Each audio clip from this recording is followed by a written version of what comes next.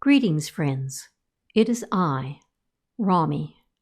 Hopefully, by now, I've explained my comments about upcoming trends, the beginning of the last days as we knew them, and how individuals lack the power to control most all aspects of the world. They can pick items off a menu, and that's all they are allowed to do, despite New Age doctrine about creating and manifesting. Characters are certainly not creators, and creators, Christ, just cooperate with creation instead of opposing it.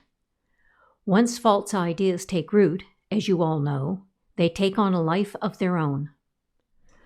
Beliefs have been the number one stumbling block here, and beliefs are truly something we can't do a thing about. People have a vast array of beliefs about virtually everything, and they are certainly entitled to keep them. It isn't our place to tell anyone that their beliefs are mistaken.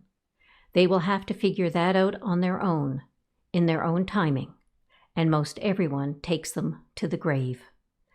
They then discover how limiting belief can be and how significant belief can be once they rejoin the fold. Until then, Christ must remember two things. Everyone gets to keep their thoughts and beliefs, no matter how bizarre they may seem. Our job is to model love to everyone from every belief and background. We must work around them.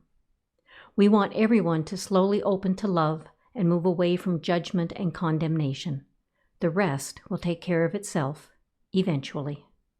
If we are to have a more loving world, it is our prayer that love will awaken or change a character and allow their soul to shine through all of the beliefs that may have been trapping love in the first place. In truth, Rami.